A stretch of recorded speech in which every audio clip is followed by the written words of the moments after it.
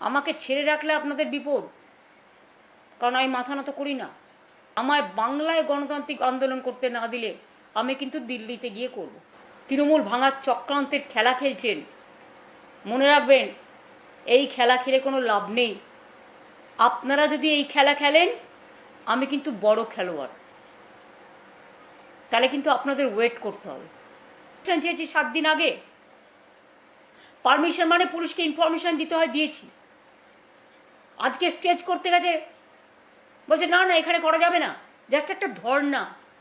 মানে 100 জন লোক রাস্তাতেও বসে একটা ধর্না দিতে পারবে না। আর রাস্তাটা কোথায়? রানী রাসমণি রোড, যেখানটা ফাঁকা থাকে এবং যেটা মিটিংয়ের স্পট হিসেবে চিহ্নিত।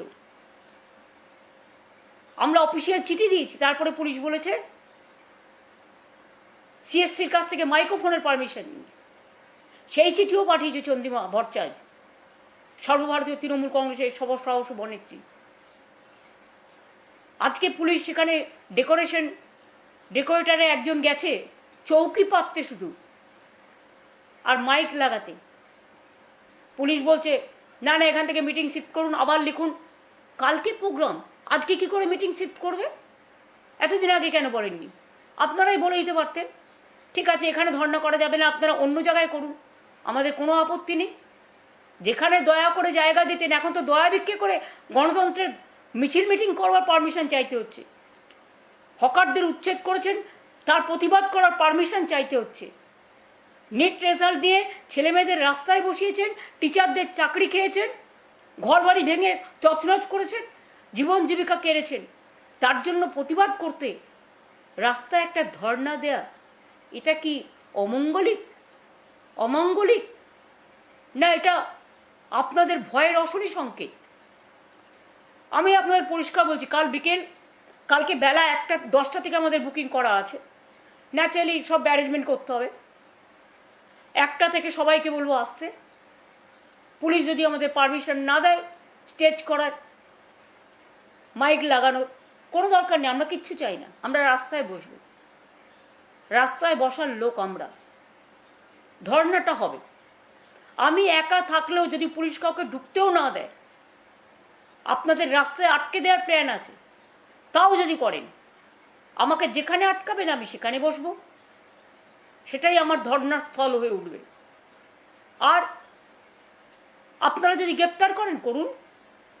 আমার তো প্রায় 10,000 ছেলে মেয়ে গ্রেপ্তার হয়ে আছে শুনেছি আমি, আরও থ্রেট আছে সবার। সেই জন্য ভয় দেখিয়ে তৃণমূল ভাঙছে পুলিশ। পুলিশের এটা কাজ একটা দল ভাঙা?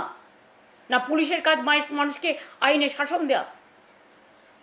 এসব করলে মনে রাখবেন আমায় বাংলায় গণতান্ত্রিক আন্দোলন করতে না দিলে আমি কিন্তু দিল্লিতে গিয়ে করব।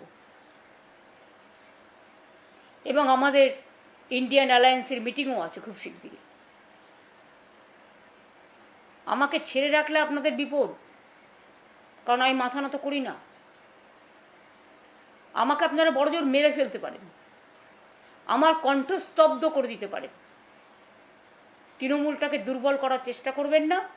আর গণতান্ত্রিক অধিকার থেকে বঞ্চিত করলে মনে রাখবেন কবি রবীন্দ্রনাথ ঠাকুরের কথাই বলবো, কণ্ঠ আমার রুদ্ধ আজকে বাসি সঙ্গীত হারা, অমাবস্যার কারা, লুপ্ত করেছে আমার ভুবন দুঃস্বপ্নের তলে, তাই তো তোমায় শুধাই অশ্রু জলে। যাহার তোমার বিষাইছে বায়ু, নিভাইছে তব আলো, তুমি কি তাদের ভালোবাসিয়াছ? তুমি কি তাদের, আর বললাম না, লাস্ট ওয়ার্ড, বাসিয়াছ ভালো? এটা মানুষের কাছে আমার বলা থাকলো, আমি নিজেও দুটোর মধ্যে গিয়ে পৌঁছাবো। যারা পারবেন, কাউকে জোর করছি না, নিশ্চয়ই আসবেন। আর মারলে আমরা মার খাবো, অ্যারেস্ট করলে আমরা অ্যারেস্ট হব, চিন্তার কোনো কারণ নেই। আর যারা গদ্দারি করছে মানুষের ভোট নিয়ে, যাদের আপনারা জিতিয়েছেন, যে এলাকায় যে থাকে, নামগুলো আপনারা দেখতে পাচ্ছেন, হয়তো সব নাম ঠিক নয়, তাদের ভয় দেখাচ্ছে বলে তারা ভয় পাচ্ছে। আমি বলবো তারা ভয় পাবেন না। ভয় পেলে আপনাকে কিন্তু 365 দিনই ভয় পেতে হবে। আর আপনি যদি বীরের মতো লড়েন, আপনাকে বড়জোর 1 মাস জেলে রাখতে পারে, তারপরে আপনি কিন্তু ফ্রি হয়ে যাবেন, ফ্রি বার্ড, মুক্ত পাখি হয়ে যাবেন।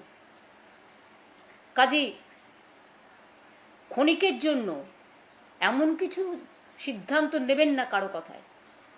আর সিদ্ধান্ত দিচ্ছে একজনকে, আগে সিপিএম দল করত, নীতিহীন একজন। আমাদের ভুল হয়েছে তাকে টিকিট দেওয়া, পায়ে পড়েছিল এসে, সেদিন বাঁচানো সিপিএম ঠিক করেছিল।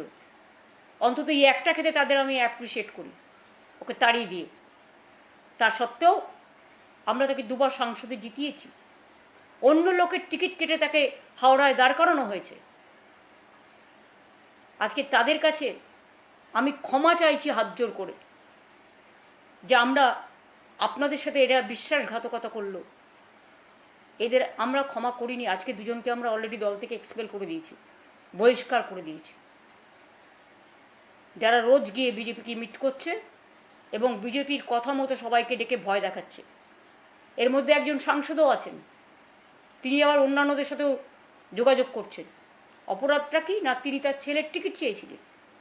তো সবার কি শুধু বাবা মা এমপি হবে, এমএলএ হবে, তার ছেলে মেয়েরাই টিকিট পাবে, আর কেউ পাবে না? আমি একজন এমএলএ ছিলাম, অভিষেক একজন এমপি ছিলেন। আমাদের এত বড় পরিবার, প্রায় 50 জন আমাদের পরিবারের মেম্বার আছে। আর একটা পরিবারে তো 4 ভাই, তো 4 ভাই এমএলএ এমপি হয়েছে। সেগুলোর কৈফিয়ত কে দেবে? তাও হ্যাঁ, পার্টি যদি মনে করতো নিশ্চয়ই দিত।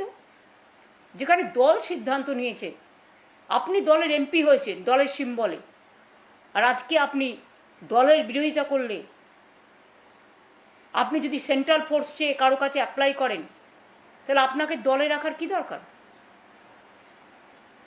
সে দল সিদ্ধান্ত নেবে। আমাদের ডিসিপ্লিনারি কমিটি আছে, আজকের সিদ্ধান্ত ডিসিপ্লিনারি কমিটি নিয়েছে, আমি নিইনি।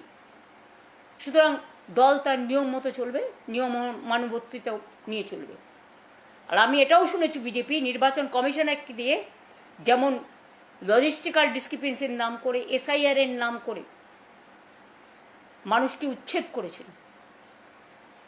সুপ্রিম কোর্ট কিন্তু একটা অর্ডার দিয়েছেন যে